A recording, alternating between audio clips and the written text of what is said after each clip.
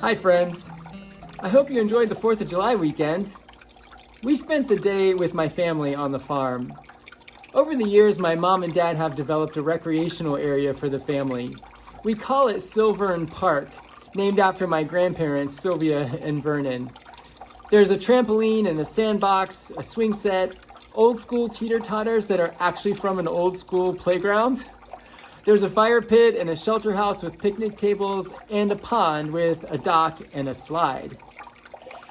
Almost all of our family functions from May through September are pond parties, as we like to call them. It's a great place to relax and for the cousins to play together. There are 7 cousins. On Saturday, 5 of the cousins were swimming, and they decided to try and get all of them onto one inner tube.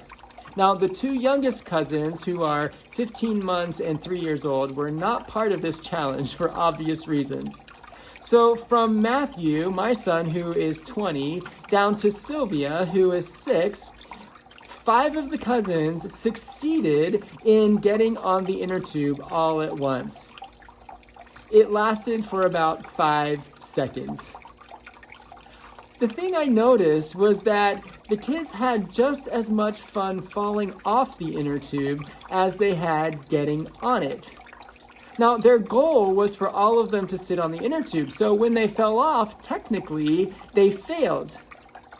But they did not let failure rob them of their joy.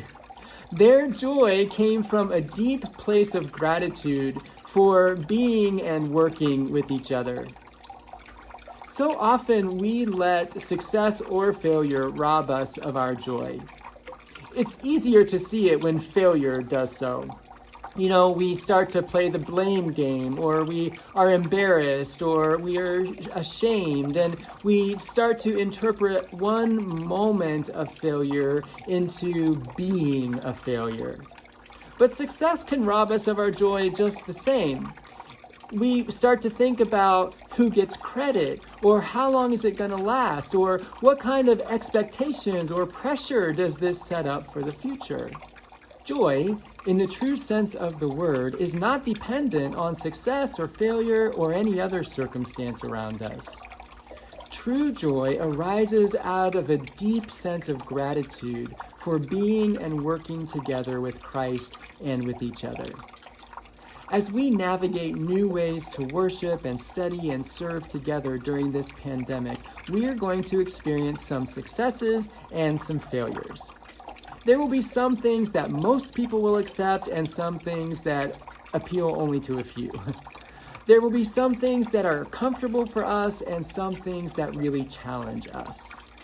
There will be some things that look good on paper but flop in practice, and some things that skip the paper stage altogether and arise directly out of necessity. Let's not allow any of that, good or bad, to rob us of our joy. We may not like this or that, but we can still be grateful for the presence of Christ and for the company of the community of faith. Whether we succeed or fail in any particular moment or specific endeavor, we can be grateful and joyful because we are in this together with Christ and with each other. Thanks for listening. I'll see you again tomorrow.